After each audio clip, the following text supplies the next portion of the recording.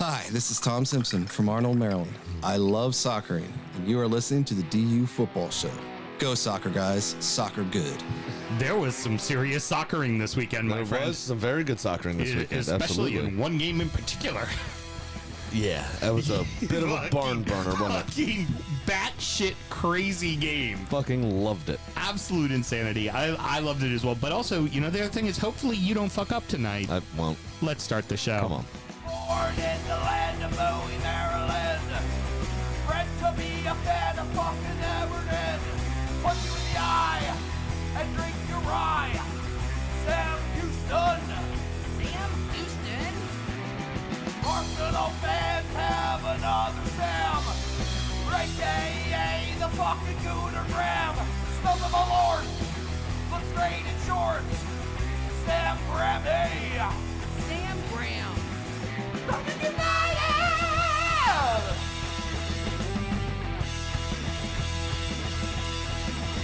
Fucking United!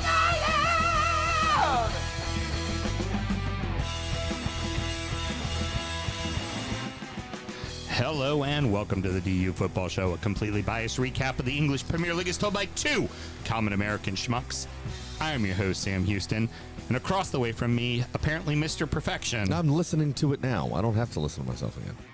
My co-host, Mr. Samuel Graham. How you doing over there, buddy? Doing very good, thank you very much. How are you? I would say you're too busy dealing with a bevy of teenagers in your home to have time to sound check yourself. So our friend Big Bobby the Plug, I was cleaning up, I think Friday night from cooking and stuff. It had just gotten the kids down, and I was like, all right, getting everybody to bed.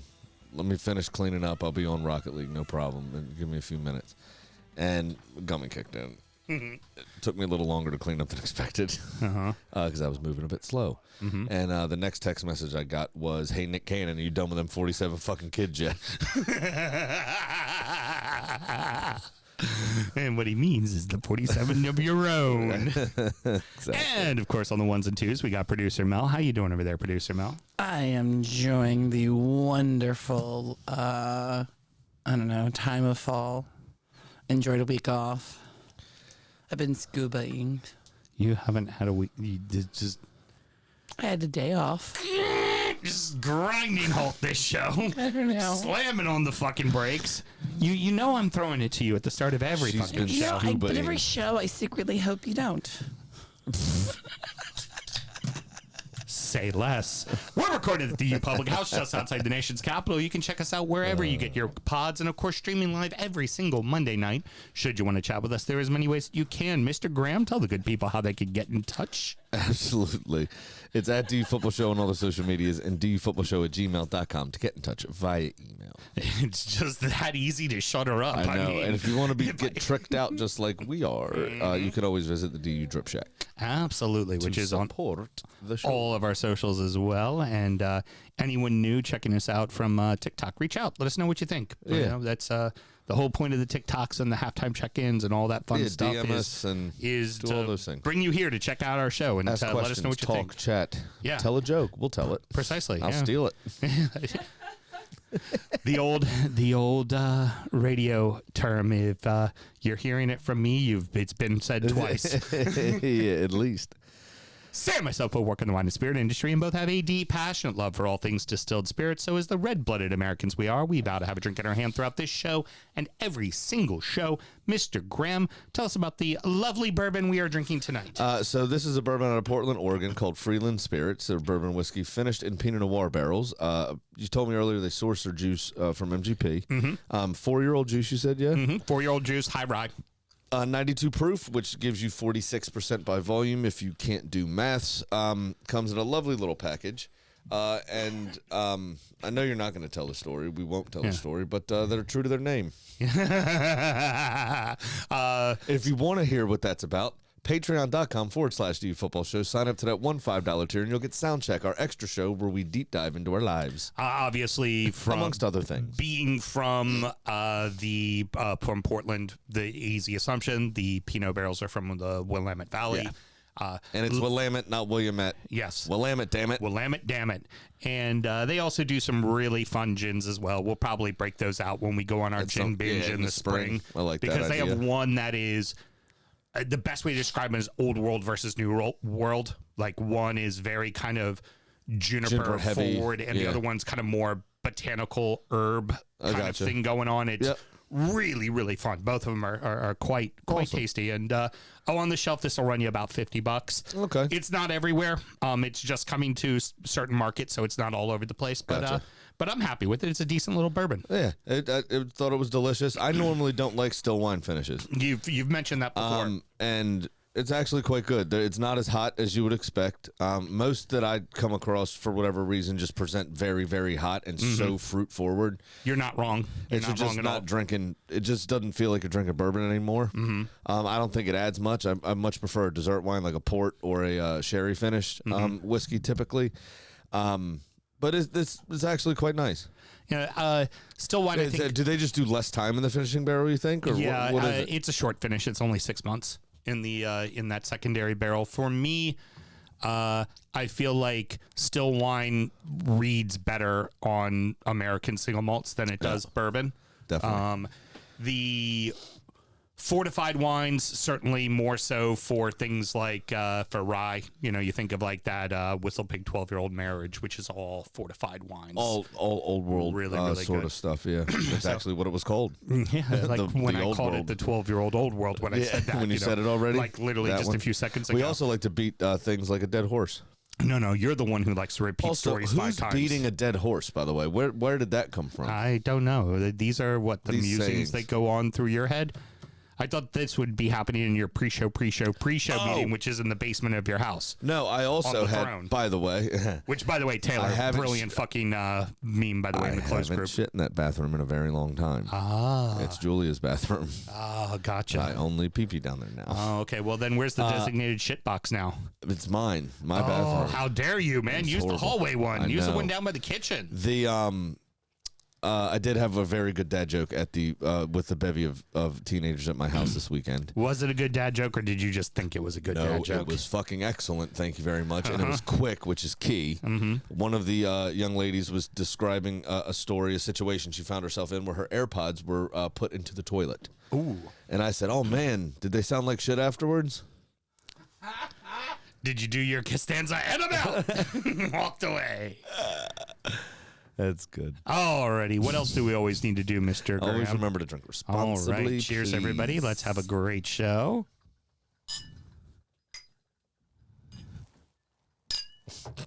I was way too soft. That Well, person I was went like, to I Yeah. cheersed you like Bigby. I know. Scared to death to So just afraid something's going to happen, even though nothing is going to happen.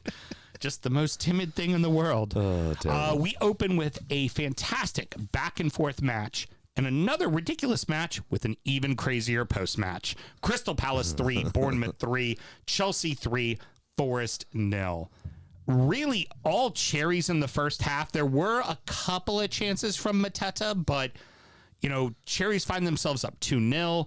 Even when it's not Semedo doing the scoring, it's Semedo creating the goals. Yeah, It feels was- that way, doesn't it? Yeah, he is a one-man wrecking crew in this league right now. When you think of, you know, I really big hope clubs- they can keep hold of him. Obviously, big clubs, it's like it's the Hollands and stuff like that of the world. You look at them, but when you look at the rest of the league, and there's always someone who each year, last year it was really Morgan Gibbs White, who just kind of dominated the entire league. Semedo looks like he's going to be that guy this year for Absolutely, sure. but he did it for them last year as well. I mean, he even more so this year. big time. Yeah, of course, absolutely. But remember, Evan Nilsson was hurt so much last year, so they had Django Bontara up front, and Semenyo created a bunch for him and for himself as well. And then obviously they tailed off a bit at the end of the season as they piled up a few injuries and all that kind of stuff. But Semenyo's been absolutely fantastic. But Eli Krupe, where's this kid come from? 19-year-old, signed from the French second tier, and pops up with 2 goals. And everybody not to be confused with Groupie, the girl that hangs around at the end of a hair metal show backstage. It's Groupie. Yeah. But, yeah, good Lord. they've always seemed to have a next man up kind of Well, that's the strategy. thing. You think of last year when Evan Ellison went down and Otara, and then Otara went down. Well, I'm sorry. Who was it between Evan Ellison and Otara?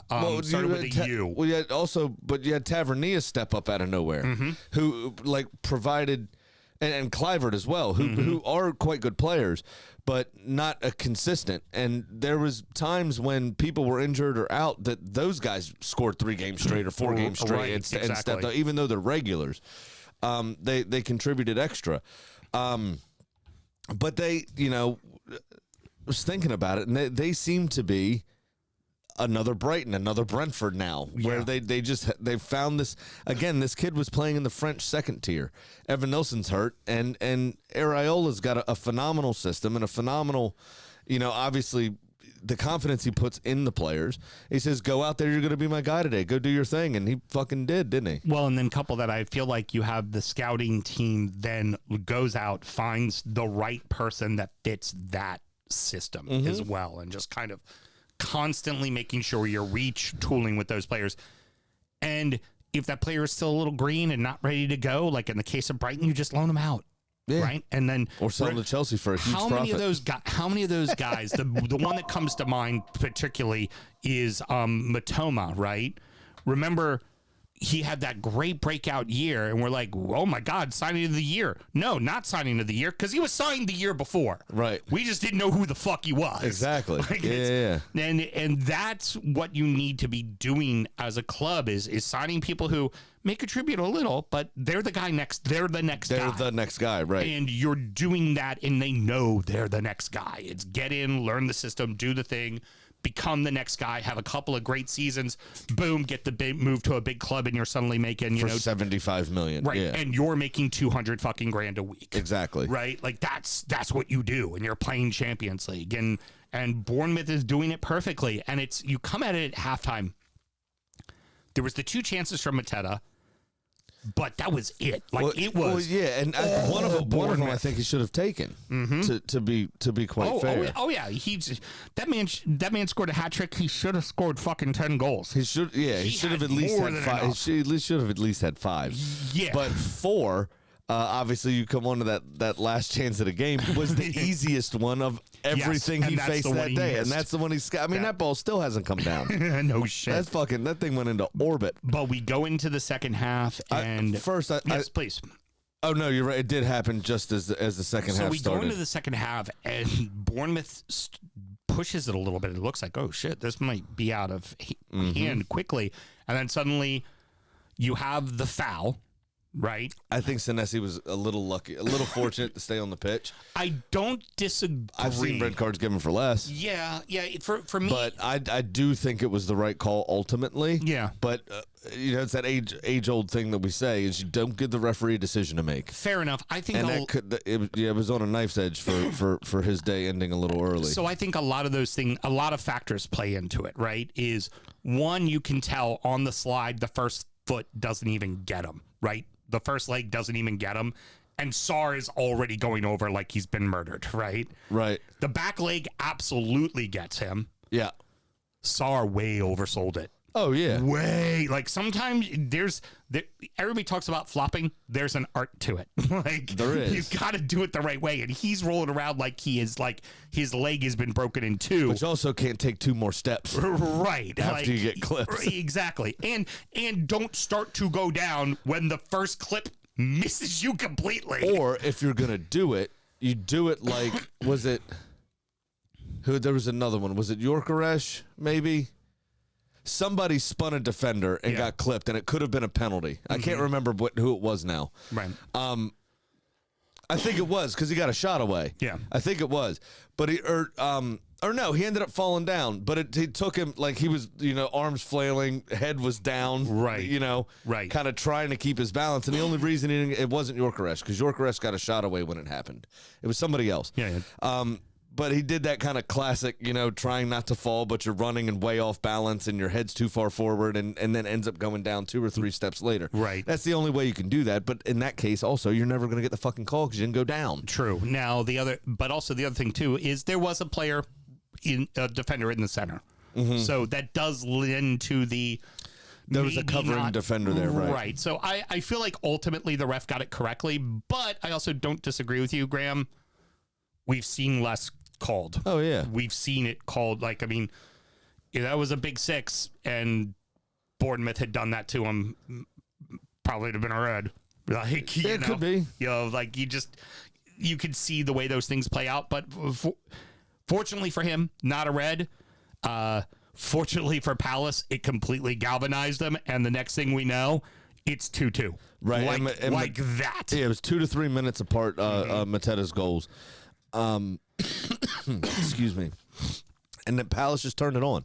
They were excellent. Yeah. And it's still back and forth. I mean, Bournemouth didn't let it get to them either. They kept pressing. They kept going. Yeah. There were chances. And, there were a ton of chances. And that paid off late on in the 89th minute. We went through a spell where it was a little dry. But the 89th minute, Ryan Christie pops up out of nowhere with a fucking goal. Doesn't score many goals. No. But guess what? And Great pass by Travanier as well, as you had mentioned. Absolutely. Beautiful ball on the line, cut it in. You'd have been hard pressed not to believe that the game was done and dusted at that point. Yeah, it's over. It's over. 'Cause I thought, after you fight back, and then on the cusp of 90 minutes to go back down like that, usually deflates a team. But this Palace side, Glasner's got them so well drilled and has the belief in them. They just don't know when they're fucking beaten, man. They really don't. I'm so glad to see that the referee had the courage to call that corner kick foul. I don't know, the foul that happens every fucking corner kick in every fucking Premier League match. Yeah. I'm glad he called it. It was absolutely a penalty, but it's like, oh, wow, in a Palace Bournemouth match, that's when we're going to make the difficult call. We sure as fuck ain't making that call in Liverpool United. No. Like, we're going to put the whistle in the pocket for it there, but like, I'm glad they made the call. That's ultimately what I'm saying, but let's make that call all the time. If we're gonna, because that call happens every fucking game. Part of every fucking game. And I get it. Part of the issue with it, though, is if that's the case, there'd be a penalty at every fucking corner, and games would finish 15-12. But you also know what would happen. Oh, people would stop doing it after the third time. Players would stop tackling fucking guys inside the box. Yeah. That's what would happen. That's true. And Mateta puts it away for the hat trick right at the death. Absolutely. But almost wait. at the death. Because what happened right at the death? Right at the death. Bournemouth just switched off, and Mateta found himself in acres of space on the penalty spot, essentially, maybe even a little closer than that. 3/4 of the goal open. And I don't know if the ball bobbled up just before him or what happened, but he absolutely smashed the shit out of this ball. First professional striker to land a ball on the moon.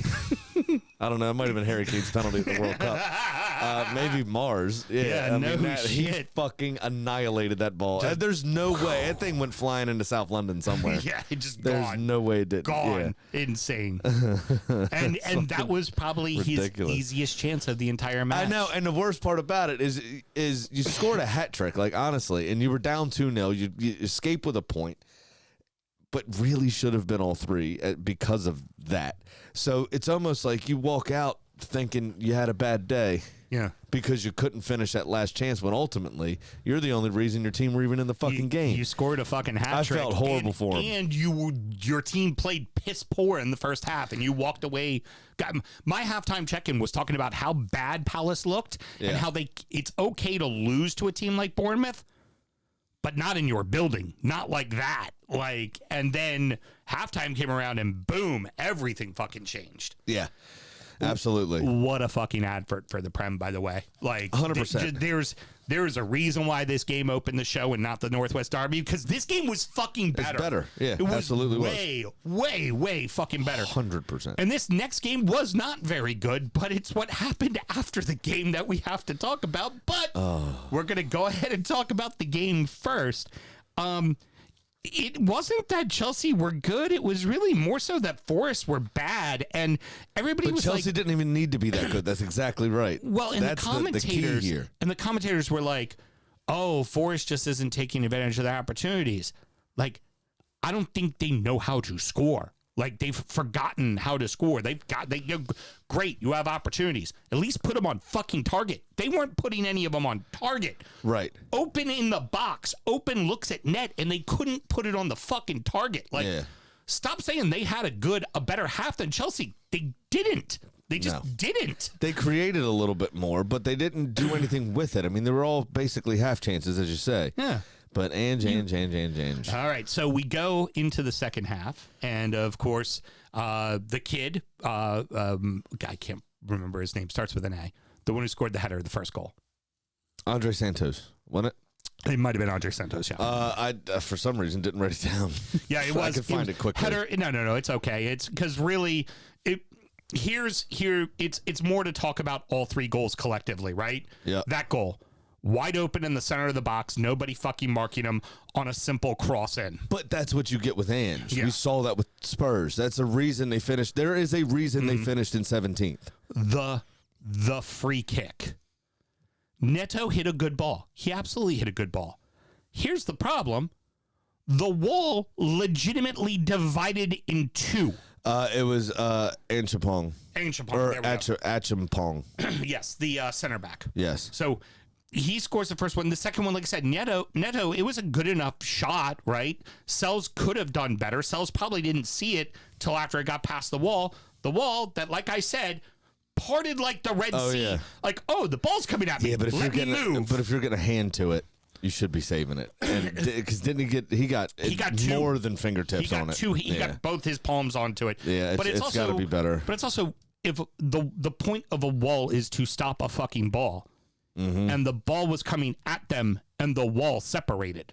Like, it's the simplest. You jump. Oh, big time. You don't jump like that. You jump up and stay stiff and together as a wall, like whales. It was, and then kind of the like third, Marinakis. and then the third goal, Reece James, a ball that bounces around on a corner kick that, frankly, what the fuck is he doing at the penalty spot all by his fucking self to fucking put the ball away? Like, right, exactly. They were absolutely ridiculous, garbage-ass goals. As you say, the Pedro Neto cross was inch fucking perfect. It was a great cross for that first goal. Oh, yeah. That was the only decent one. It was piss poor defending. Right. But the actual play was fine. Oh, the corner was good. Neto's kick was good. It was a well-taken free kick. It's just Forrest got it all fucking wrong is the thing. Yeah, no, absolutely. And I wanted to see something. They had 12 shots here. Fuck off. Nottingham Forest had 12 total shots, just 2 on target. There you have it. Like, it was pitiful. It was bad. It was really, really bad. Yeah, it's not a good look. It's not a good thing there, man. The whistle blows. Not even a full 20 minutes. 19 minutes after the match, Ange doesn't even get to go do his immediate throw the mic in the face presser. Ange is walking out of the building with a backpack because he has been fucking fired. He got sacked, yeah. He's been fired. Marinakis stormed out on 65 minutes, around the 65-minute mark, and didn't even do the firing himself. Wow. I heard. Okay, I didn't know. I didn't know he was out of the building. But it's like the Forest players, Nuno was dad. Marinakis' mom. Yeah. Marinakis and Nuno split up.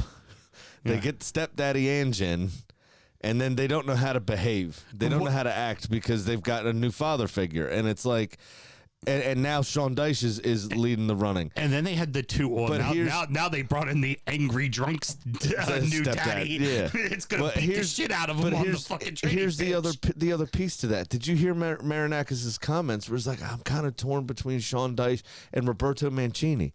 You can't get any more opposite of managers. Again, like where's the thought process here? Like, what are you doing? Now, Sean Dyche makes more sense because Forrest played so well under Nuno in a bit more of a defensive system. Sean Dyche is going to be a lot closer to what Nuno was doing. I want to spend a little bit of time on Dyche, but I want to finish first with Ange. The two different interviews. Gibbs White gets interviewed, and he's like... And Elliot Anderson as well, yeah. And then Tyler Yates is the second interview, right? Ryan Yates. Ryan Yates. So it's... I thought it was Elliot Anderson. Gibbs White is getting interviewed, right? And it's like, we need to follow what the manager wants us to do. Just and then Yates was right after Ange got fired. He's like, well, I don't know what we're doing now. What the fuck? Brilliant. It's pretty good. And someone But to not even let him do the presser. I mean, I respect Ange's point there. Just fuck you. I'm out. You fired me. I'm not doing the press conference. fuck off. I'm gone. I'm gone. But I'll be here Monday to collect the rest of my fucking things. Well, yeah. Well, the other thing, it's like you're looking at your 16-year-old son after you're getting divorced. Like, well, you're the man of the house.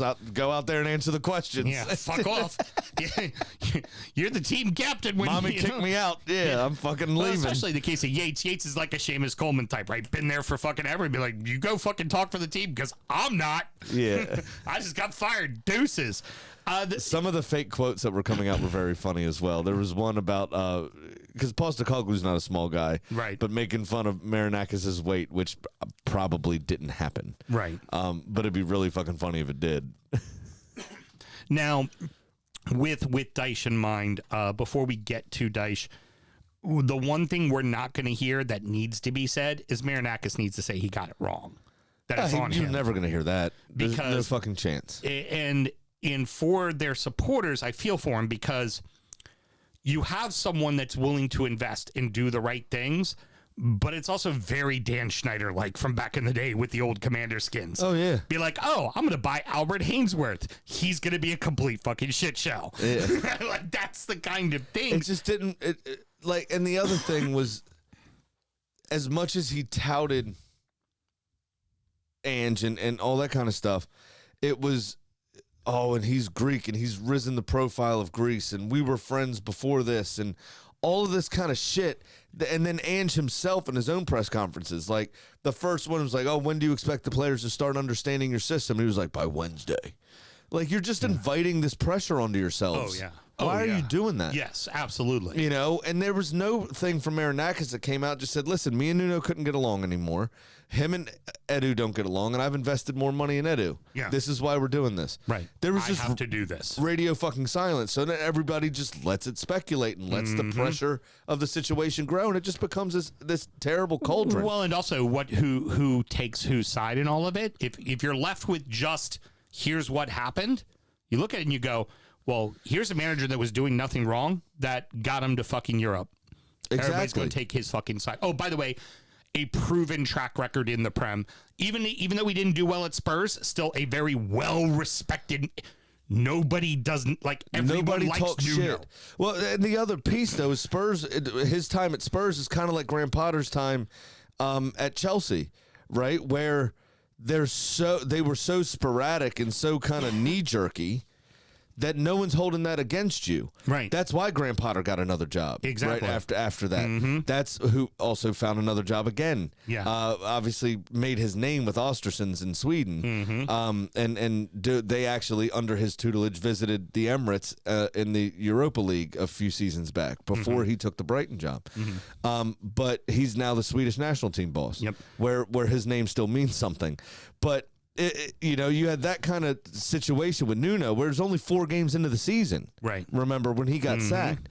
So it's one of those, like, again, Potter at Chelsea where it's like, yeah, it's a fucking shit show over there. We're not going to hold this against you. Yeah. It's not like in Italy where most of their coaches have coached all 6 big teams because a sacking is just a sacking. They still, if you've made it this far, you're still a respected coach. Right, precisely. That's not how it is in England. People get disgraced all the time. So now on to Sean Dyche.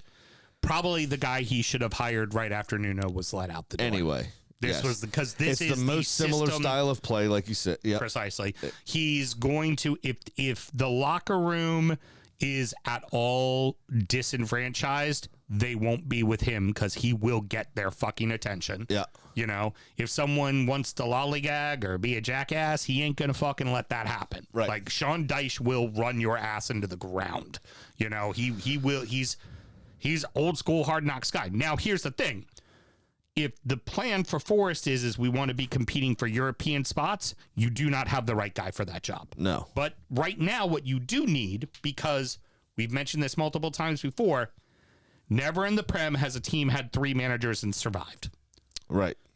every single time they've gone down. But no one's ever had 3 managers with this much time left. Before the holiday fixtures. Before the 10th game of the season. Before December.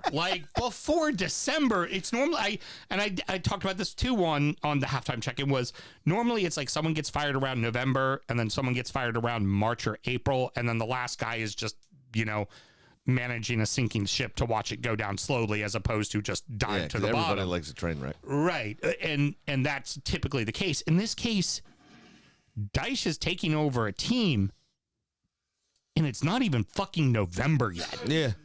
He'll have time to work with the players as well. And it's a team that already is defensive minded. The other thing we said about Ange as well. I mean, he was there for 48 hours and Murillo comes up with a muscle injury. Yeah. It's just it's the same old tropes started with him.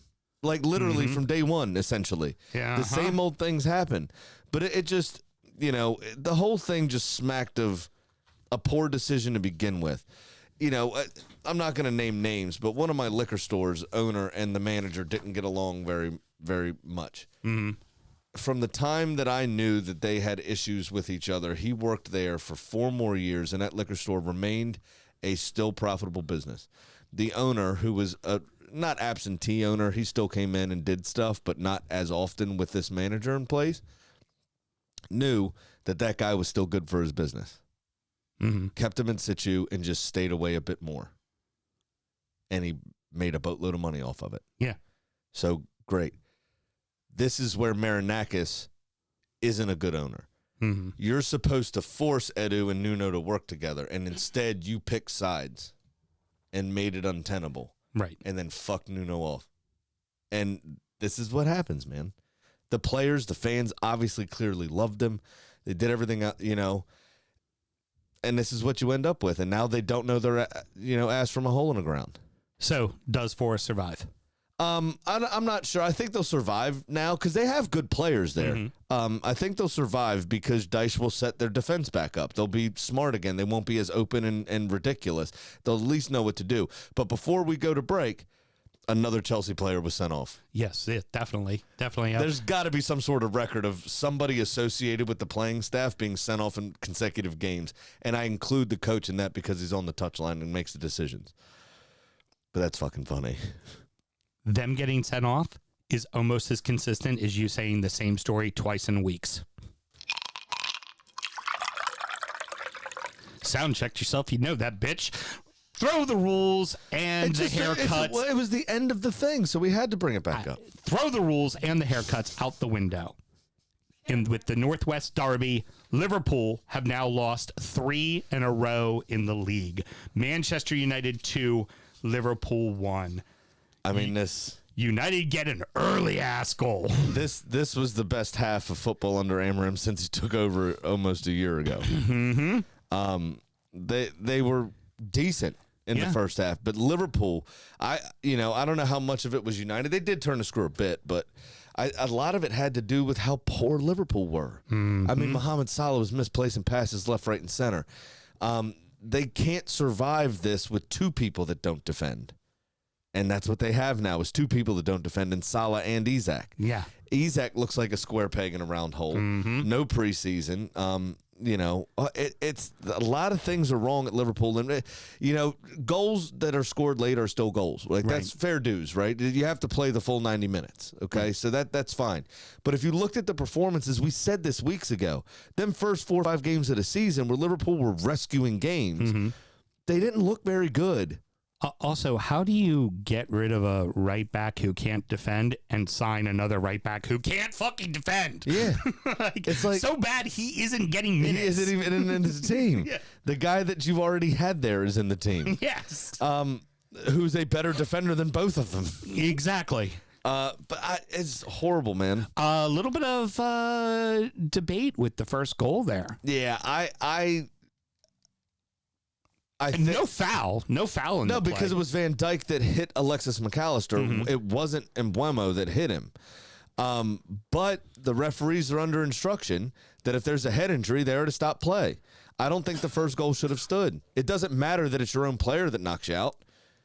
The guy got knocked out. I would like to say he didn't get knocked out. I would say one tulip passed the torch to another tulip because shortly thereafter, McAllister came back out with the short bus helmet on, which was hysterical for me. Somebody I just said, giggled the entire time he was running around with the short bus helmet. One of the memes I saw was like, Liverpool have been conceding so many goals lately, they decided to put Petr Cech in midfield. Was one of the memes I saw. It was pretty Fucking good. Brilliant. Absolutely love it. But again, Liverpool had a lot of possession and had a few shots, but the new keeper was up to the task and made a few nice saves. But Lemons looks all right. they weren't It's Lemons really, or Layman's. they but weren't really convincing though. no, again, Just like how we were talking about, Forrest had a lot of the ball and created opportunities, but did nothing with those opportunities. I felt much of the same with Liverpool. but their finishing was absolutely atrocious. I mean, he only had to make 1 or 2 saves in that first half, really. Now, Gakpo hitting the post was that was probably their best chance.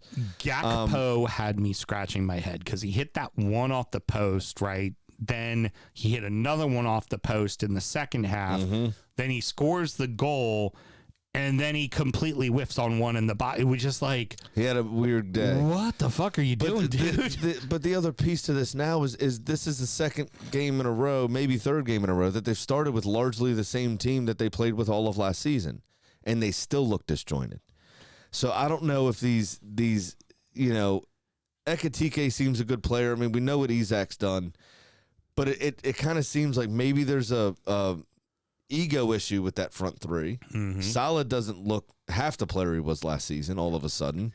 And You mentioned the three, and Gakpo's the one having the best season so far. absolutely. But Ekitike started fine, but then the stupid mistake with the shirt and getting sent off, and then And then you feel obliged to be starting Isak because you of the spent so much fucking money on him, right? And also, not for nothing, he's a proven fucking goal scorer. But the other thing is, you don't know what those egos do to that dressing room. And then I'll say this till I'm blue in the face. I'll say the same story again for the 8th week in a row. Very good. is you don't know how they're dealing with the grief of the loss of Diogo Jota. That Salah maybe looks like a shell of himself because he lost one of his best friends. Yeah, very true. You know, I mean, that's entirely possible. Grief takes many different forms, many different ways, and you don't know how they're going. So Liverpool, Gakpo score, right? And it seems like they're going to rescue another point. Fuck you. Slabhead to the rescue. Come on. Slabhead on a set piece. I love it. The one I absolutely love going It's a great around right cross now from Fernandes as well. is Slabhead first to score at Anfield before Verts and Isak. Oh, that's the other thing. You're not even starting Verts. Verts has been dropped to the bench the last 3 games in a row. Huh? So it's like there's something. You left goddamn McAllister and his fucking short bus helmet on the pitch as opposed to bringing on Verts. That's how right. bad he's been. So it's like I don't know, man. It really is. Something's wrong at Liverpool. They need to figure it out, and I don't know what it is. They need to get I don't know, sports psychologists in. They need to get people to help deal with the grief. I think which I'm sure they do have that, but there's a lot of things that, going on. I don't know if Slot's tinkering with stuff, and it's just. But it does look like he's tinkering. They look a shell of themselves from last season. Just players are playing sloppily. What was the game he started? Frimpong in the Champions League. Fenerbahce or whoever it was, Galatasaray, whoever it was. Yeah. He played Frimpong in Salah's position and had Szoboszlai as right back. Yeah, like, it was just weird decision making in some of these games. Yeah. They just look completely disjointed, like they don't know what they're doing. What's funny too is that he hasn't been a tinkerer. Like last season, he didn't tinker with anything. He took the team he had. He just did Jurgen Klopp's thing, and except for he calmed them, right? He didn't have them doing the heavy metal football and chasing the ball everywhere, which allowed to make up for the aging of the legs of people Salah like Van Dijk and Salah and Robertson, and kind of settle it down a little bit for them, and it worked brilliantly. It worked absolutely brilliantly. Van Dijk, one of his biggest strengths, because he's not fast, is his positional awareness. Yeah. And 2 of the goals he's given up this season that I've seen, like, full on, is completely positionally unaware. Like he forgot how to defend. Right. And you wonder how much the not getting Mark Guehi signed affected what they wanted to do. Yeah, because Konate looks like absolute dog shit. Yeah, he's been horrible. I don't know what he's doing. And they have no depth to put him out there. Funny note, just to go back to Palace real quick, Gay was offered a contract extension, refused it. He wants to leave. Oh, yeah. He's flat out said, I'm Glasner leaving. said outright he was leaving either in January or at the end of the season for free. Yeah. At the end of the season would be free. January they get some compensation. Right, so they'll get not much, maybe 10, I think 20 he'll million. stay. You think he'll stay to the Yeah, end and because he walk has a for free? chance to win a trophy with Palace, the Conference League. I It's mean, true. you'd put them as favorites for the Conference League. I would at least. I would agree to that. They won't play anybody of real note until the final, number one. Mm-hmm. But number two, if Liverpool don't have to pay a transfer fee, you could tack another zero on the end of that paycheck. Yeah, every no week. shit. No shit. So, and what's the point? If Liverpool are 12 points back from Arsenal or City or whoever's at the top of the table at the turn of the year, why would you join them to not win a trophy? Right. Fair. Very fair. You know what I mean? It's not like they're going to fall out of the top four. I don't think they will. They have too much firepower. It eventually will come good up front, I think. Don't look now. United have won 2 in a fucking row. First time under Amorim. Wow.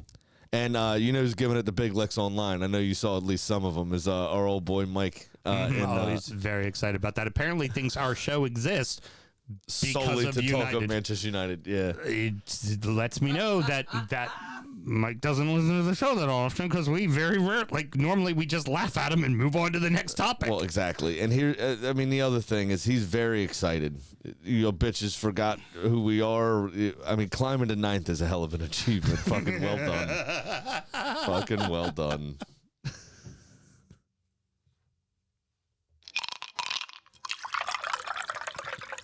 Rounding out the rest of the league in O's, so that happened. Brighton 2, Newcastle 1, Burnley 2, Leeds 0, Sunderland 2, Wolves 0, Manchester City 2, Everton 0, Arsenal 1, Fulham 0, Villa 2, Spurs 1, Brentford 2, West Ham 0. Bunch of 2-0s out there, weren't there? Mm-hmm.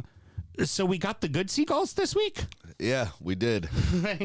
We got these ones. In my way downtown, walking fast. I'm a seagull. Go fuck yourself. That guy Welbs, man. Yeah, exactly. That guy Welbs. It was a bit of a slow start. Oh, yeah. Both teams carved out a chance or two, but it took until the 43rd minute or whatever it was before Welbeck scored the first goal. Composed little dink over Pope coming out. That was pretty excellent. And a perfectly weighted ball from Jorginho Ruder. It was absolutely phenomenal.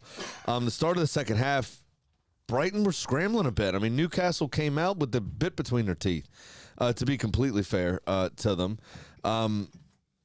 After they settled in, though, I think Brighton got control again and created the better of the chances. Yeah. After that initial 6-7 minutes. Kind of felt like ultimately Newcastle were just sloppy in this game, which is very uncharacteristic for an Eddie Howe team, yeah. And particularly this Newcastle team. I think it was, I heard, 8th trip to Brighton, maybe. Mm-hmm. Brighton been in the league 4 or 5 seasons, so maybe 5th. No, Brighton have been in the season long. I don't know. It doesn't matter. Right. Doesn't matter. Not the point. Probably 8 times. Haven't won a game yet. Yeah. At the Amex. Yeah. Which is funny because people can beat the Seagulls at the Amex. I mean, except City. I think it's in something like the last 6 visits to the Amex, Brighton has not beaten Everton. Everton's beat them 4 times and drew them twice. Yeah. So it's like, you can get them there. You can definitely do some get weird them there. shit, yeah. But Brighton's always kind of been a exactly here or there. And particularly this season, we don't, like we say, which Brighton did we get this week? Did we Right. get the good Brighton or do we get the Brighton that just didn't show up today? You know, they're all over the map with that team. Yeah, absolutely. A couple of penalty shouts on the same play were waved away by the referee. Kind of agree. I don't think they were necessarily penalties. But it was a few minutes later, Voltemata, instinctual is probably the best word I could use to describe it. Absolutely meant to do it, but I don't think that was the plan from the start. No. But an excellent little flick to score with the inside of his right boot behind his left leg. Relatively poor ball into him, to be fair. Is the only thing he could do with it because it was coming at him so slowly. But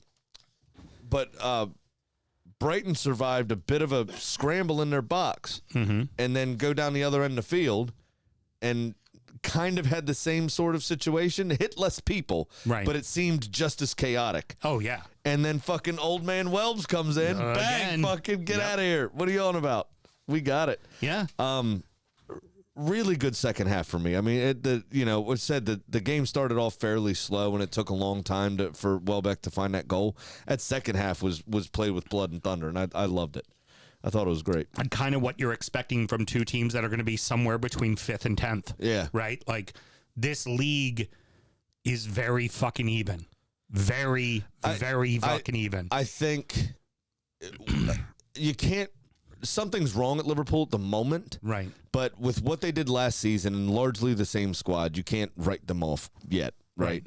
So I would say, now I don't think City are quote unquote back to the point where they're going to run the rest of the table. We're going to get to them in a second. But I think you have Arsenal, Liverpool, and City as the top 3 teams in the country. Yep. On any given weekend could rotate. And then you've got sort of, Newcastle, Spurs, the way they've been playing the season Chelsea. so far. Chelsea, they're hit or miss because they're so young and have so many options that get plugged and played. You don't expect Palace and Bournemouth to be there forever, but you're still expecting them to probably be top 10 the way they're playing. But you probably have that next level of Villa there. Villa has woken the fuck up. Yeah, they woke up. Poor start, but they're starting to climb the table. Yeah. So you've got those 4 teams kind of in the next, and then everyone else is dead even, in my opinion. I mean, you got Wolves that are kind of shit. Everton are very improved. Sunderland and Leeds have got good game plans on how to stay up. Yeah, and we'll come on to West Ham, of course. Well, I mean, West Ham looked completely dejected. Yeah. But the point is that. But I'd say anyone from 15th up. Yeah. Could beat anybody on their day. Oh, absolutely. It's the most even the league's been, but you have these 2 mini leagues, right? The top 3, the next 4, and then I think you've got essentially from 5th, as you said, down to 15th, 16th, that it's going to be a lot of fun to watch. More so than past seasons. And United might finish in 5th, and congratulations, Mike. Well done. This could very well be one of those seasons where anyone could beat anyone on any given day. Oh, yeah. That's because even Wolves, as bad as they are, they're a tough out. Yeah. They're not an easy out. I'm not convinced. They find a way to lose, but they're not a tough out. I'm not convinced. I was more convinced after the Forest performance that West Ham put in at the City Ground. Mm-hmm. But since then, they've proved that was a fluke. Yep. So I'm less excited about saying that, yes, and they possibly could beat anyone. Right. Because I don't think they may never score a goal again. True. But we'll come on to them, obviously, at the end. The Clarets are out of the drop, and to most people, you would think, oh, well, Burnley hasn't started great. Leeds are tough. Leeds should probably win this one. What everybody doesn't realize is that these 2 teams were playing each other in the championship. They know each other well. Oh, yeah. And Turf Moor, they're not going to be afraid of them there. They're not going to be afraid of them in their building. So this result does not surprise me at all. In fact, I was pretty bullish that Burnley was going to win this one when we were talking about it on injury time. And I'm not surprised. No, not at all. Kyle Walker finally paid for his transfer fee. Yeah, he did. Absolute phenomenal cross. It was right on the money. Hit the nail on the head. Mm-hmm. Ugochukwu didn't even have to do anything but jump. I mean, he had to move nowhere. Didn't have to adjust his body. Didn't have to do anything. Just jump. And he did. What a fucking header it was. Mm-hmm. But that's not the story of the game. Oh, my God. That second goal. Fuck me. Straight into my veins, please. What a rip. Holy shit, what a rip. Chawana was absolutely spectacular strike. Now, it helps that the defense backs off you 5-6 yards as you're running with the ball. But it dipped, it swerved. It was beautiful. It was fucking beautiful. That's the worst, where it looks like it's coming. You're a goalkeeper, and it looks like, okay, I'm going to get fingers tipped to it. It's coming to my hands. It's coming to my hands. It's coming to my hands. Went completely around me, and then somehow ended up behind me at the center of my back, where what the fuck? What just happened? Yeah. Did it just have a magnet in it and go completely it looks around like my somebody's body? like controlling it with a joystick. It was absolutely insane. fantastic. But What a before hit. that, for about 10, 15 minutes, Leeds had Burnley in a spot of bother. And here was the thing I wanted to bring up about Leeds. Just can't fucking finish, man. Bro, they could not crack the code for love nor money. and that is going to be that is going to be their biggest They had challenge chances for them. But it also seemed like, and this may just be an away from home thing. I mean, Brennan Harrison probably should have scored at one point. Yeah. But it may just be an away from home thing. But their entire game plan cannot just be, well, he's done it before. He played for England. Let's just pump crosses in, and that's all we're going to do. Right. They have to still stay true to themselves and play some football. Well, because center backs will just hone in on Calvert-Lewin. Just double them up. They'll be fine. Right. And They so have you to do something create else. space. You have Correct. to make room for that striker to get open. Well, exactly, A good which is- cross helps. Which but, I think it was Choana that did that to create the first header. yeah. Now, it was a pinpoint accurate cross, of course, but there was a run that was made that moved a defender that made him think about what he was doing. Right.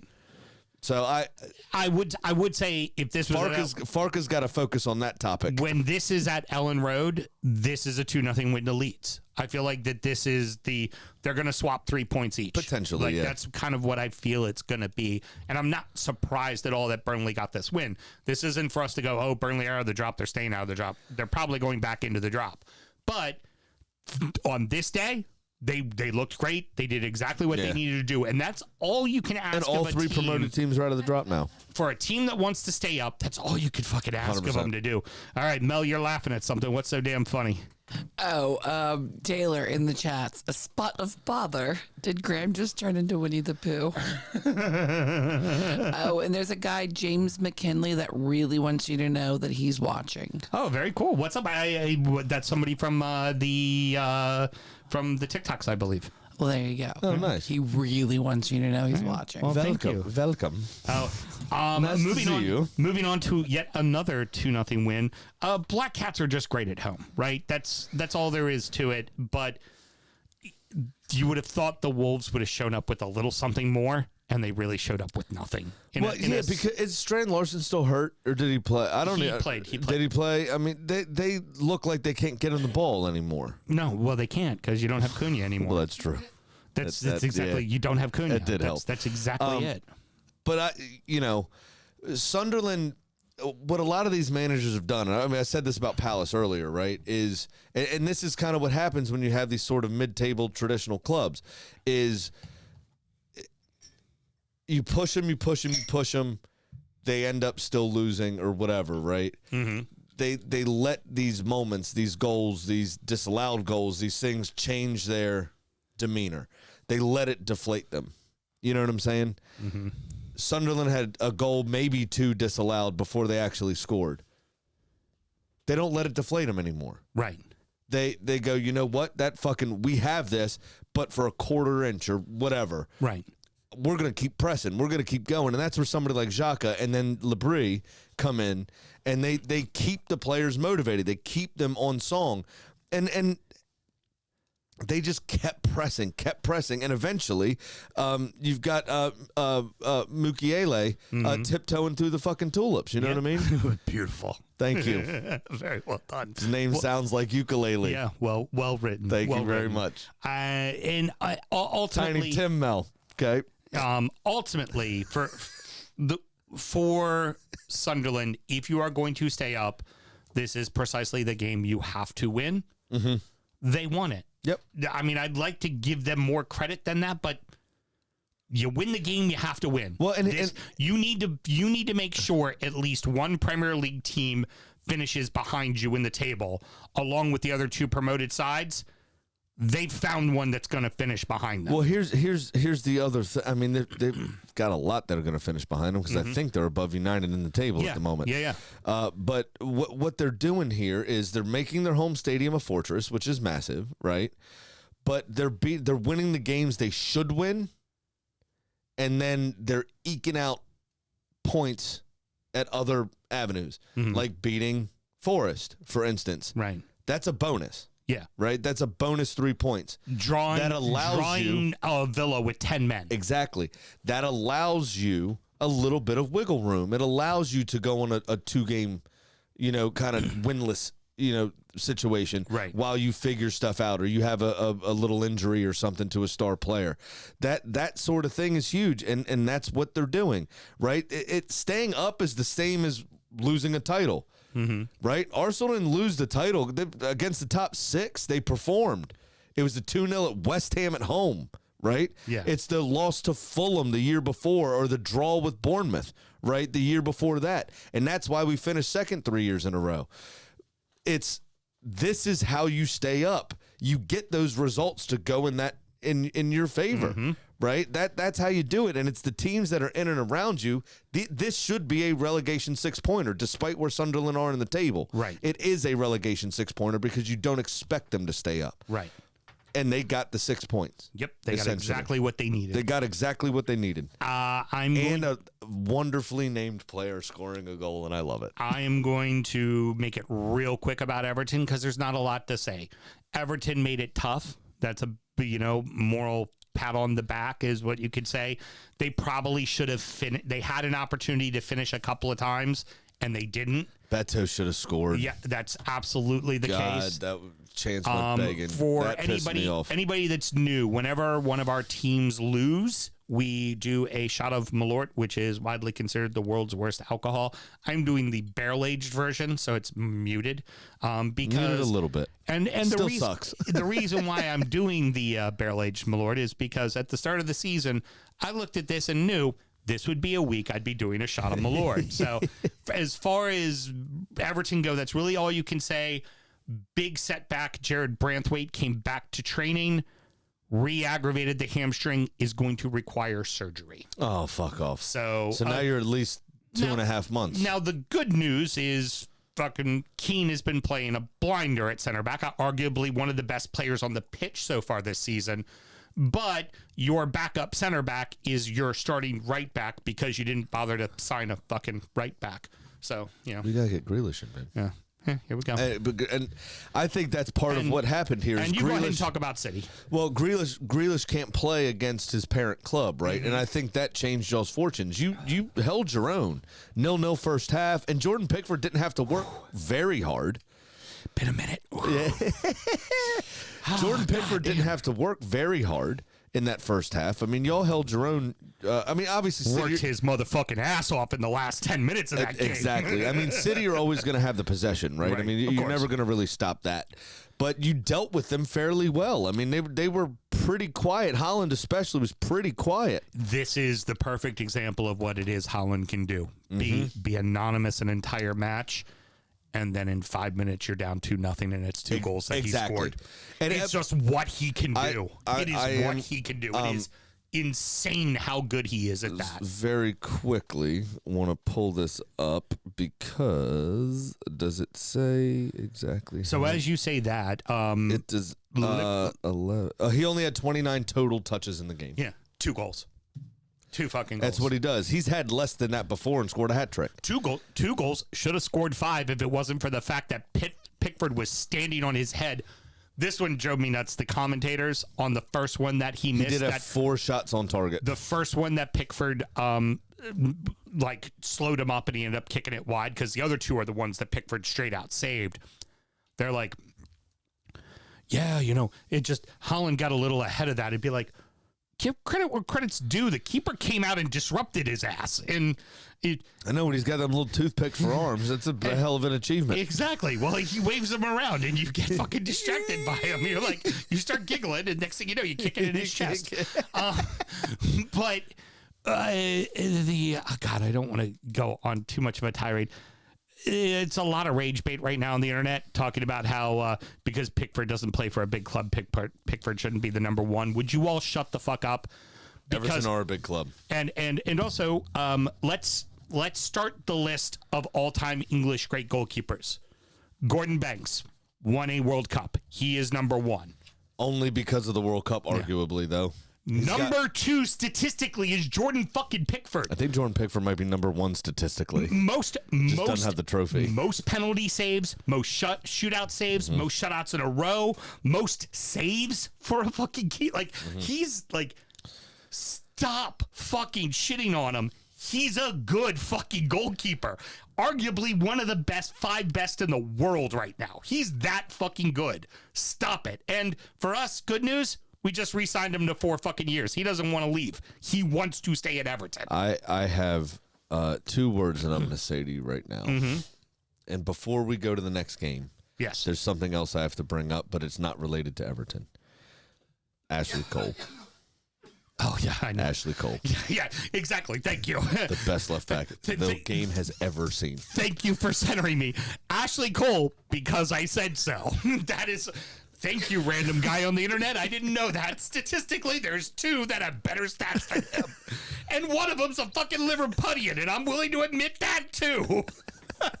Ashley fucking Cole. That's pretty good. We didn't mention in Sunderland, and we have to because we are a comedy show. Yes. The own goal. We forgot to do it. Funny. The goalkeeper gave up on the ball when it was still at the penalty spot. Yeah. I don't know how slow he actually is, but he pretended to be quite slow then, at least at that point, because I think my dead grandmother could have gotten to that ball. No shit. To be completely honest. That's all. Let's keep it rolling. Lulz. Fulham are completely decimated. They are missing a ton of players right now. They made a good account of themselves at Craven Cottage, but the game was never in doubt. And would it surprise anybody to know that maybe Arsenal are really good at set pieces? Yeah. Maybe you should probably fucking watch video and lead the league this season. What they do, 6th or 7th this season, I think. Led the league last season. Guess what they did the season before that? Led the fucking league. It was a very frustrating win, though. Oh yeah. I think things would have been totally different if Calafiori's phenomenal effort counted. I think we would have turned the style on and Floodgates, been fine. Yeah. But it didn't, and it got a bit tetchy. And this is a place we haven't won in 3 trips. You won. This was one of the games. But you won. I know this time we did, yeah. But I think this is what creeps into some of those players' minds. Again, remember, finishing second, right? I'd rather finish 5th than second. Oh, you know, yeah. well, I mean, not in the context of the Champions League. Right. I'd rather finish 4th than second. Right. Because then it's just fucked off the year. Fuck. But It's like second, we're you're so just like, fucking close. Right. If you finish in 3rd or 4th, you're like, oh, all right, we're improving or whatever. You finish second again. It's like, fuck, glass ceiling. How can we get through this? What are we doing? Here's the major difference. Kind of thing. And this time last year, you were missing players. You figured out ways to fuck it off. This time, you're missing players, and you have good replacements. Well, because we have 2 players. Fill the hole. The depth is immense. We have You 2 put players, Eze at in. least 2 players for every position. Odegaard is a phenomenal player. He's one of the best at his position. Eza. But then you have Eza. And it's Wanyeri. okay. Yeah. Wanyeri's good. You've got Oh, the yeah. players. You've got Dauman's the depth. coming, through the ranks, obviously. He's only 15. I mean, he's not going to get as much trust. But So for you, it was a frustrating watch because we could have created more. But what I'm saying is, and largely we have the same sort of squad. I mean, the spine of the squad, Declan Rice, that lost at Craven's, maybe Drew last year, lost the year before. Declan Rice, Bukayo Saka, Leandro Trossard, Gabriel, Saliba. These are all the same players we had, right? Our spine is the same, right? And that's obviously in their mind, right? That they did fuck that game off last year and the year before that and the year before that. So for them, I think there was a bit of tetchiness when that goal got disallowed, and they weren't as free as they could have been. I also think that the fucking penalty overturn was bullshit. Oh, for the Kevin got a stud to that ball. It's not clear and obvious. First. Second, if that's in the center circle, doesn't matter if you get the ball. It's the follow through. It's a foul. And if it's a foul in the box versus the center circle, still a fucking foul, just results in a penalty. All right, fair enough. Rose-colored glasses. I'm just saying, Fine. We won the game, so ultimately don't give a fuck. Doesn't matter. I think it's bullshit. And Harry Wilson deserves a mention. That dude was fucking on fucking fire.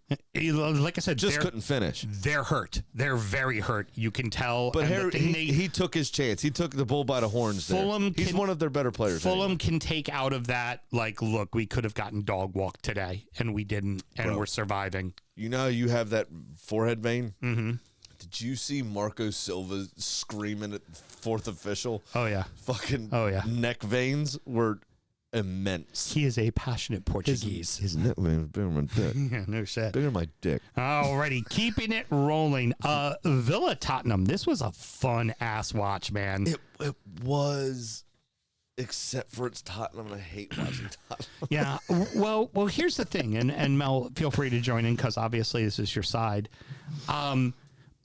This is exactly what you expected it to be, right? These are two teams that are going to be in and around the Champions League discussion.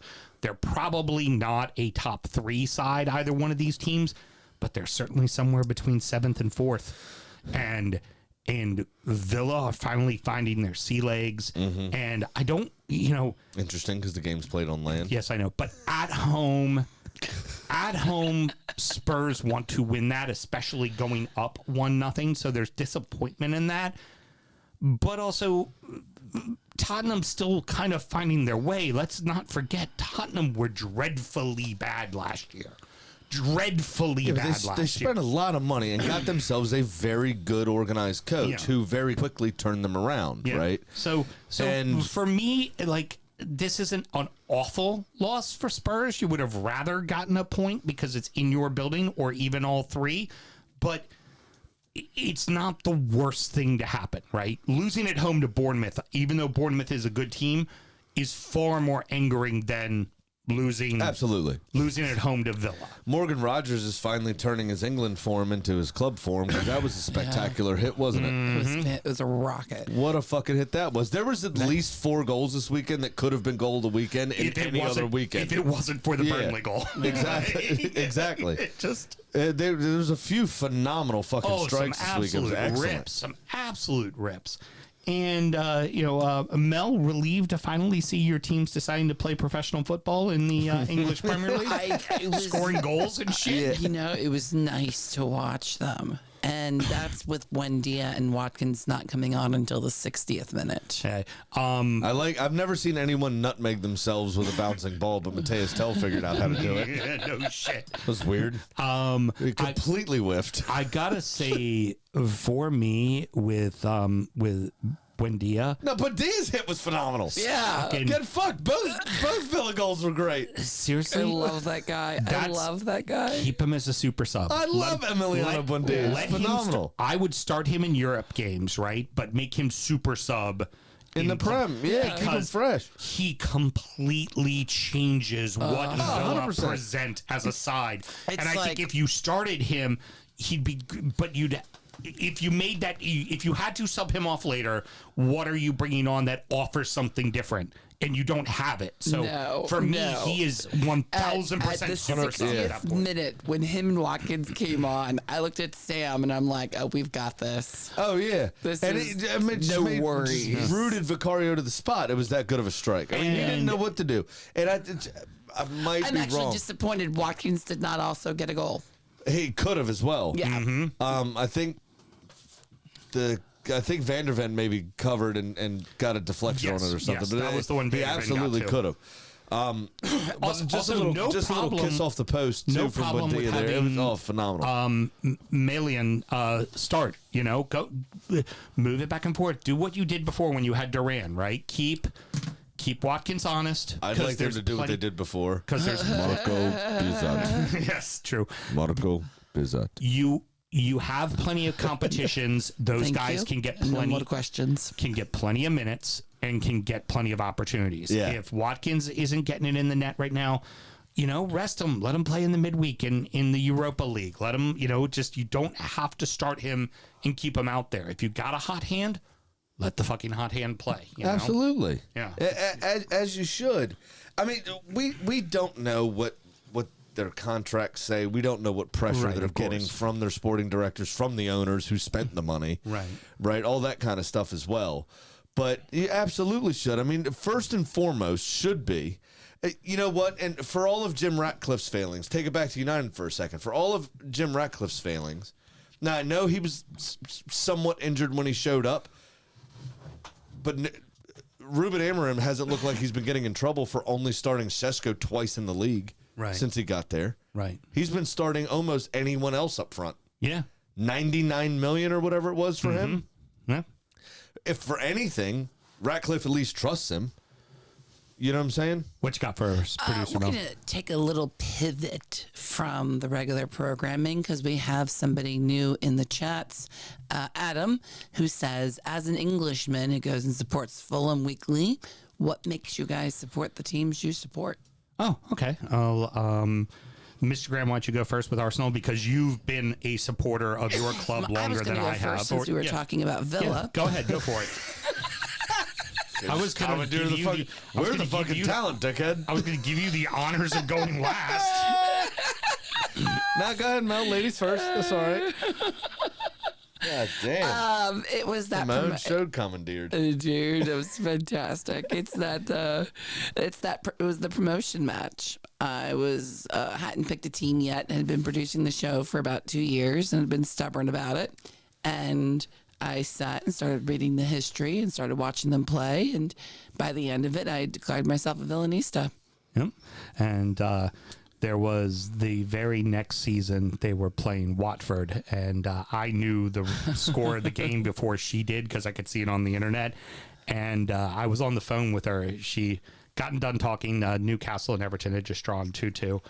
And she calls me and she's like, I already knew they had just scored a goal. And it was like, we're level, right? And then she hangs up with me. About 2 minutes later, I see it go off that they take the lead. And 30 seconds later, I get a call from her and she's like, I fucking get it. I'm all in. I fucking get it. I love this fucking game. Which was absolutely beautiful. Mr. Graham, why don't you go ahead and go into why your love for Arsenal? So I'd been watching the Premier League for a couple of years. I've been an Arsenal supporter over 20 years now. And I didn't really see...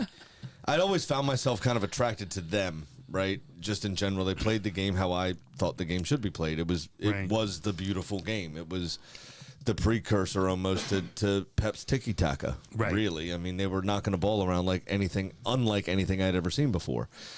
First game I saw of Arsenal was, I believe, against Portsmouth in 2002, somewhere around there. And Thierry Henry had a hat trick. They won 3-1, and it was, I mean, the ball spent less time in the air when we had it than any team I've ever seen, really, until Pep's Barcelona. And it was just gorgeous to watch, and we just completely unpicked them. And I was like, that's excellent. And then I started reading on their history and learning about the club over the next month or two, and I kept finding myself going back to Arsenal. And and that's one of the first clubs to treat black players appropriately and all that kind of stuff, which is massively important, obviously, as well. And I loved it. I fucking loved it. I was all in. I put myself in financial ruin for a number of years going to Arsenal Real Madrid, the second leg of the Champions League. Highbury, right? No, excuse me, it was first leg of the Champions League when we tied 0-0. Yeah. Was it first leg or second leg? Second leg because it was second leg. We were already 1-0 up. Yeah. But yeah, it was phenomenal. It was absolutely. It was the greatest day of my life besides the birth of my children. Mm-hmm. You know, and my wedding day. In case Carly's listening. Which one? Yeah, fuck off. Done it twice. The first one's way down the list. Way down the list. First one was a tragedy. All right. So, but yeah, and that's why I chose Arsenal. I fell in love with it and with the way they played with Thierry Henry specifically, obviously. And I just loved everything about them. They had everything. And you had Ray Parlour running around. You had Tony Adams. You had You know, kind of in and around it right before he retired. He would still come on a hard nose. Found out he liked his booze. Obviously, we do too. Yes, we do. You had Martin Keown still fucking people up, like, you know, and I was the center back when I played, and I was the enforcer in most of the teams I was in. Definitely the hard man on our club. At times a defensive midfielder as well. So Patrick Vieira, and you know, it was a team that spoke to me, and that's what it's all about. For me, I've been a keeper, and I've been over 5 times now. By the way, to see games live. I've been a keeper the bulk of my life. Around 2010, I saw the ESPN story about Timmy Howard and his struggles with Tourette's. I already knew who Timmy Howard was. I already liked him. Just didn't really watch very much English football. And the story of him making the saves against Manchester United in the semifinals to get to the final. I ultimately, after he'd been sold by United. Right. Because he had done the loan and then he had been sold, and it was the next year that he got sold that he made the 2 saves. The first 2 shots he saved, and ultimately Everton won and advanced. I watched the Chelsea loss, the one where Saha at that time had scored the fastest goal in FA Cup history. Louis Saha, yeah. And then ultimately lost 2-1. Former Arsenal player, by the way. By that time, I was like, you know what? This is going to be the team I'm going to check out. This team I'm going to watch. The first game I watched was with you against Arsenal, and I very quickly discovered I hate myself, so I'm going to love this club as they lost 7-1. I kind of remember. Was that the Alexis? No. The Nielsen had that fucking rocket from 35 yards out. Like, yeah. I remember that. He didn't score much for the club either. No. Very special day. And what brought me to the club was Timmy Howard, and that winter Landon Donovan had come over on loan, but it was the smallest man on the pitch, Timmy Cahill, scoring every fucking goal with his head and towering over people and running to the corner flag. An Australian that actually gets it. Yeah, Unlike Ange. Yeah. Running over to the corner flags and doing the boxing because he was a Gold Glove kid growing up boxing, and then, you know, at the time Seamus Coleman was just a kid, just 60 grand, Seamus Coleman, right? Yeah. And then just Leighton Baines. I fell in love with what Leighton Baines did. And I remember during his career, Leighton Baines looked like the weird brother from the most Wedding Crashers, unassuming footballer ever, and was just a rock star, right? You know. Oh yeah. Where are you? Arguably, I'm so sorry. Arguably one of the best left backs in the Premier League history. Like, he's that good. You know, he could be debated in that world. Ashley Cole. I know. Very good. And by the end of the season, you know, I had fallen in love with the club. 2 seasons after that, they came over to the States. You and I were there. Incredibly hot day. I fell asleep at halftime that day. Got to meet. Well, for the training the day before, got to meet the whole club, including David Moyes, who was just gracious and fantastic. And I tried to recruit Phil Jagielka that day. Yes, it was the rumors where he was moving to Arsenal. That's right. Yeah. Fucking that day was awesome. We had a good time that day. Super. Taylor says it was the penis mascot for him. Yeah, exactly. well said, Taylor.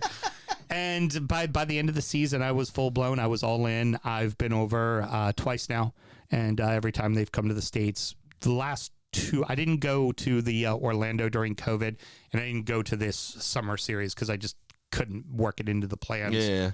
But I've been over twice. I'll be over more, and I've seen him I've seen Arsenal in the States 3 times. All right. Couldn't make it to L.A. Yeah. I went to the New York one at Red Bull Stadium. I went to RFK or Baltimore FedEx, and then we went to Baltimore to see them together. Right. Then I've seen them 4 times. I went to Charlotte. Yeah. Took all my cousins. Yep. That was fun. Oh, and I hope that answers the question for you. Like, that was a good little offshoot. I don't mind doing that. So. And I like. You know, obviously being American, any club that gives Americans a chance, like, I don't mind Everton. I'd like making fun of you because it's funny. Right. But, like, I don't mind Everton, and I hope they do okay. Obviously, anytime anyone plays Arsenal, it's Arsenal through and through. I've got them tattooed on my body as well. Gun to my head, I know my team's not going to win the league this year. Who do I want to see win the league? Well, I want to see Arsenal win the league. Because I want my friend to be fucking happy. You also don't want Liverpool to do it. I hate fucking Liverpool, and I'm tired of seeing City win it all the time. Mel, you need to look for the response. I do have one question for our listener. Hopefully he's over here in the States because he's over in England. What you doing up so fucking late, mate? Don't you got to work tomorrow morning? It's like 4 in the morning. 4:30 in the morning over there, isn't it? Unless you're up and getting ready to go to work, then fucking good on you, motherfucker. Well done. Yeah. Fucking cheers to that. I'd love it if he was like making a full fry up right now, getting ready to go to his, go to his building job. That'd be Bloody fantastic. There is a bit of a delay, so it'll be a moment before he hears That's it. perfectly But fine. he already checked in saying, great content, guys. Keep it up. Love hearing Americans' opinions on the sport we all love. Oh, he definitely lives here. Yeah, very Most good. of the English audience hates hearing us talk about it. Oh God, yeah, and tell us regularly. Which we're, you know what? For those, I say, bring it. We want to fucking. Oh, we want. Well, you the best to. part is, most of the Englishmen that I've come across when I've been over there, my knowledge is better than theirs anyway. Yeah. You come to find that very fucking quickly. Yeah. Just listen to talk sport for an hour. Go ahead. Just finished the night shift. Ah, there you Nice. go, my man. Well done. Nice. Well fucking done. So Brentford and West Ham played a professional match in the English Premier League. Honestly, the big thing. First win for the Brentford coach on the road. That's a nice win for them. It breeds some confidence, but ultimately it's fucking West Ham at the moment. Good goals from them. Here's the most damning thing about West Ham. Not just the protest of the people in the stadium being half empty. By the end, by midway through the second half, that stadium was fucking silent. You could hear a fucking pin drop. You look at the players' body language. Apoplectic is far worse than being angry. When your fan base just goes, Yeah. that's way worse. I mean, they couldn't even muster. They couldn't even muster a proper boo. Did you hear it at the full time? Yeah. Boo. And then they left. Yeah. The last 18 people that were there. Off. Yeah. It was horrible. The perfect picture, and obviously cameramen look for this kind of thing, but the perfect picture was one lone West Ham supporter sitting in a sea of empty white seats, by himself. Like, again, apoplectic is so much worse. Because at least if you're angry, you fucking care. They care, yeah. That's fair. This fan base doesn't care. I told a West Ham supporting friend of mine, I tell bro, your entire squad needs to be turned over, minus Crescencio Somerville and Jared Bowen. Yeah. They're the only two that seem to give a fuck. And I don't know what happened to Alphonse Areola, but that motherfucker is a shell of himself as a goalkeeper. I mean, he single-handedly kept them in games under David Moyes. I think it's because they signed signed Hermundson and started playing Hermundson like crazy when Potter was still the coach there. And now Nuno goes, hey, I want the experienced keeper. And the keeper's like, well, I don't give a fuck. I don't give a shit anymore. But most of them don't give a fuck. This club's clearly doesn't give a shit How many about me. times did Paquetá request to leave, right? Yeah. How many times, and one of the Dildo brothers is dead now. So it's like you got the other guy running the show, and he's a piece of shit. I think it's the worst of the two Dildo brothers is the one that's still alive. It's absolutely embarrassing right now for West Ham, and it's sad, man. Nuno is the right guy for the job, but I don't know if they have the right pieces to give him a good team to succeed. No, and the most damning thing about this is off the back of the international break when only about 4 players were called up. They talked about it was nine players. Still, I was still working. I didn't see the actual commentary. That's still a ton of their fucking ton of the team there. Yeah, exactly. Enough to and if those 9 players that are gone, they're probably pretty decent players, should be able to understand the system pretty fucking quickly. Because if they're good enough to play for the country, they're probably pretty good enough to two of them are Somerville and Bowen, who were their 2 best players. Right. By far. Precisely. By fucking miles. Paquetá, I think, has talked himself out of the Brazil team because of his performances for West Ham. He's been absolute dog shit. Yeah, he doesn't trust Callum Wilson yet. Nuno, he started Paquetá up front as a false 9. Fucking weird decision that is as well. And we also already know Nuno's opinions of fucking Ward-Prowse. He hasn't even made the bench since he's gotten there. And then, but where's Fulcrew? Was he hurt for this game? He was out for this one, but yeah, he's not. But he started Nuno's first 2, so he was injured for this. Is why he wasn't there. I said I was still working, so I wasn't able to. I just saw him on the bench while I was writing notes. So I gotcha. I saw him in the stands. I mean, I don't know what's going on there. But then the players just don't seem to give a fuck. No. It doesn't look like they care. I am terribly concerned for West Ham. And Nuno, I respect him for taking the job. There's an ego with all professional athletes and professional coaches, right? You think you're the guy that's going to be able to get the tune out of that player. How many? Why Mario Balotelli still gets bought, right? Right, even though he lights off fucking fireworks in his bathroom, right? Fucking psycho. I can get these guys to perform. It's that ego that could ruin his reputation. And I think Nuno's a good coach. And I'd hate it. Also one of the few goalkeepers as a player that have turned out to be a decent coach. I would feel terrible for him. The good thing is that West Ham have been so bad under multiple managers that I think his reputation may stay somewhat intact and he could at least get a job somewhere else. I think he would too.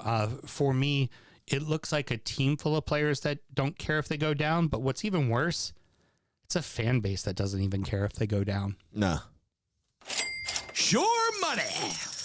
All right, so since we have some new people, let's explain the segment. This is not sure money at all. We Speak for yourself, motherfucker. We're not very good sports gamblers. Daddy hit. I haven't hit. I am with my real money, but obviously I try to make it entertaining for the show, and I choose things that I'd like. Not good gambling. I have a 6-way going on. Terrible coming up with money. But we never bet on the first week of the season because you never know what's going to happen with lineups and injuries and weird things, and people aren't informed yet. So even though it's week 8, I am down $700. I haven't hit a bet in 2.5 years. It's been horrific. Oh. How did you do this weekend, sir? I bet both teams to score for Palace and Bournemouth. Happened. I bet under 2.5 goals in Leeds Burnley. Happened. And even against my own interest, I bet Erling Haaland to score because he always scores against Everton. He scored twice. Nice. So I won, and I am now down only $237. Big Sam's Lock of the Week. Did you know that 16.66666666666 Careful. 7% of the time That's a roundup at the end. it works 100% of the time, baby. Them 6s keep going, and I'd like you to add at least 10 more. No, it had the 7 at the end, and that's why it got the 7, or else I would have done my 6 bit. You know me too well, and yet you still doubt how I'm going to do my thing. I don't really listen. Well, because I fucking win, and you don't. That's how it works. You're down $286. Yeah, I got one more win than you, and the last 2 seasons, you know who's done better than you? Me. Thank you. Who's going to be doing 3 shots on my Lord at the end of the season? You. Thank you. I'm just banking on getting drunk, which is all I want. I'm taking a little bit of a risky one. I'm going with a 6-pointer home team special. I'm taking Leeds to beat West Ham, which I think is the easy one. Ooh, this is good. I like this. And I'm taking Wolves over Burnley to get their first win of the year at the Molineux. You're losing. Plus 266. That's it? Yeah, that's it. Fuck off. I'll give you plus 1,200. Wolves ain't doing nothing. Oh, I think Wolves have to win a game, and this is the game that they will win. It will be the most ugliest 1-0 any of us have ever seen, but I think Wolves get the win. All right. All right, what are you doing? All right. So 9-way parlay. I think it's only 6. I've got Leeds to beat West Ham. Mm-hmm. Yeah, I think of course. that's definitely happening. That's dead on. Yeah. That's why my odds are only plus 266 because it was minus 170. Minus 170 to fucking Leeds. Yeah. I got Newcastle to beat Fulham. Mm-hmm. Sorry, new people. I think had Brighton lost that game, I think Fulham had a much better shot here. Fulham's really decimated right now. Mm-hmm. They're missing a lot of pieces. But Raul Jimenez looked very good against Arsenal, though. Yeah, very active. I think he can give that Newcastle back line a run for their money. But they're missing so much in the back right now. It's true. Just, it's true. Tete's a big miss for them. Oh, yeah. And Robinson kind of being on again, off again as well. So if your wings aren't solid on the defense, teams are going to, especially a team like Newcastle who's fast as shit on the flanks, they're going to run all over you. And Voltamata's taken to like a fish in water, right? I mean, absolutely. with his move. Think about it. Wisa's not even fucking played yet. Well, Wisa was hurt, obviously, for a bit, but I think Wisa's going to find it hard to get into the team. Voltamata's giving him a reason to keep him in the lineup. Start off with. Yeah. So I got Newcastle to beat Fulham as part of that parlay.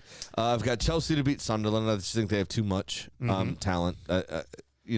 Sunderland are good. I don't think it's going to be a blowout. It's at Chelsea. Chelsea wins. I think Chelsea win. Now, here's where it's going to get interesting. Okay. Because the firepower on paper says that they should score 5 themselves, but they won't do. And Brentford aren't excellent going forward just yet. They score enough goals to get points, but they're not firing on all cylinders yet as a unit under Keith Andrews. Under 4.5 in that game. Also, Queef and Kelleher. Not good gambling. Queef and Kelleher's got a point to prove after being sold. I mean, he asked to leave because he wanted to be a number one, but he wants to prove that, yes, I deserve to be a number one. So under 4.5 in Brentford v. Liverpool. Arsenal to beat Palace. I know they're on form. I know they're very good. I know we looked a bit dodgy against Fulham. But I do think that we'll have enough in the tank to take Palace out. And then I'm going to say over 1.5 in United versus Brighton because I don't know who's going to win it. Get it the fuck together, Sam. What Brighton shows up. Right. If it's the bad Brighton, 2-0 United sounds easy. Right. If it's the good Brighton, 2-1 Brighton sounds easy. Yeah. Just what it's going to be, who fucking knows? It's over 1.5. Yes, that's exactly. all I know. Goals in that game. That nets me plus 760, so I will be in positive territory should I hit all 6 of these wonderful legs. And of last week's 7-leg parlay, I only missed Gyökeres to score or assist. I didn't even have one specific thing. Which made me giggle, especially when it got to the point. It was so frustrating. All you needed was that and an Arsenal win. I said aloud, well, I hope Arsenal wins. So Sam's at least happy his club won. Yeah. But God, I hope Gyökeres doesn't do anything. It is what it is. And that's what failed. Yep. All right, so that is going to wrap it up. 3 shots on target, I think. We've gone an hour and a half. We got to wrap this fucker up. That is going to wrap it up, boys and girls, for all you on the live stream. Thank you so much for joining us and chiming in. Mr. Graham, any parting words? I don't think so. No cunts this week, no. Yeah, there were no cunts this week. You know what? I think parting words was the question asking us about how we fell in love with our clubs and everything. I think that's probably a pretty good parting words as a whole. You know? Yeah. I like that a lot. Thanks for checking us out. I hope you stick around. Yeah. Well, because next up is going to be DU Does the EFL. It's a quick little show where we recap the rest of English football. So it's very quick, though. Yeah, but we're talking 20 minutes, so we're not going to get in depth into the action. Honestly, a lot of it is we talk about teams who used to be in the Prem, and we talk about teams that Graham and I support or that we like a lot. Yeah, like, Graham and I have an affinity for. When we went over together, obviously we took the trip out of London and went to Portsmouth. Yeah, went to Frenton Park and watched the match and loved that. And we have a friend who is the groundskeeper at Accrington Stanley. So of course we follow what Aki does, and like teams that used to be in the Prem, like Bolton and Wigan and tough stuff like that. We'll talk about them, and then of course in the Championship, the teams that just went down. We talk about them a bunch too. So that is DU Does the EFL, which is going to be next and on the live stream. We're going to take a quick break on that, and then after that we do Injury Time, which is where we talk about the beers that we've been drinking throughout the show. We check in on our fantasy league, which we have 2 different fantasy leagues, and we go head to head, which is a lot of fun. We check in on our adopted club, which is the only club that matters in Scotland. Ibs. Why? Because a bunch of heroin addicts in a movie supported them, so we support them too. And nothing and fancy. We're both rough and tumble. Yeah, we both came up, Nothing fancy for that one. Like where we had our love for our real clubs, we went, oh, hold on. Ewan McGregor was a heroin junkie in Train Spotting, and he really liked Ibs. We're going to like Ibs. We're going to like Ibs. Yeah. And still Catholic? Yes. And, of course, we preview the rest of the weekend's action. And should somebody want to support our show, Mr. Graham, how do they go about doing that? Very easy. Patreon.com/DU Football Show. Just sign up to that $1.5 US American doll hairs a month, and you will get all of that bonus content to your feed. Excellent. Give us about 5 to 10 minutes live stream, and we'll be right back. And to everybody else, until next week. Cheers.